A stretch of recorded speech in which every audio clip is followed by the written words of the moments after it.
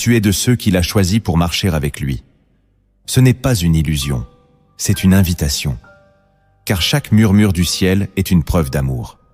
Et cet amour ne cherche pas des religieux, mais des cœurs entiers. Continue d'écouter. Car ceux qui entendent sa voix sont ceux que Dieu appelle à devenir des porte-voix pour leur génération.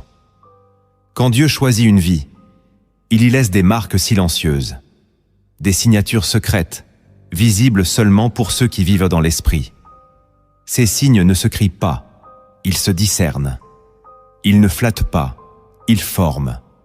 Voici 10 sceaux invisibles que Dieu grave en ceux qu'il a élus pour porter sa voix dans un monde qu'il a oublié. La première signature secrète de l'élection, c'est le poids constant de la présence divine, même dans le silence. Ceux que Dieu a choisis ne se sentent jamais vraiment seuls, même dans les déserts les plus arides. Il y a en eux une conscience vivante, une sensation invisible mais lourde, comme si une main invisible reposait constamment sur leur vie. Ce n'est pas toujours agréable. Ce poids les empêche de fuir, de se cacher, de retourner à une vie facile. Ils peuvent traverser des échecs, des erreurs, des retours en arrière, mais la présence de Dieu les rattrape toujours. Ce n'est pas un sentiment euphorique permanent, mais une gravité sainte qui les suit, les enveloppe, les rappelle à l'ordre. Même lorsqu'ils veulent abandonner, ils sentent que quelque chose les retient. Cette pesanteur de la gloire de Dieu devient une barrière contre la superficialité. Ils ne peuvent pas vivre comme les autres. Même dans le péché, même dans la rébellion, la présence de Dieu les dérange. C'est une signature. Le ciel a déjà mis son empreinte sur leur âme.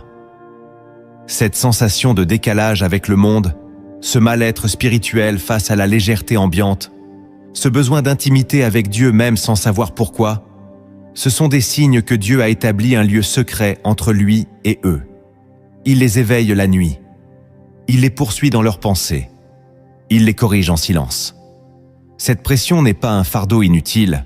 Elle est la preuve que leur vie ne leur appartient plus. Dieu les a marqués, et cette marque se manifeste par une proximité constante, silencieuse, mais irrévocable. Tant qu'ils respirent, cette présence les presse.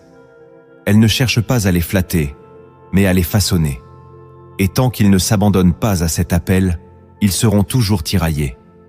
C'est une invitation à l'intimité, à la sanctification, à la mission.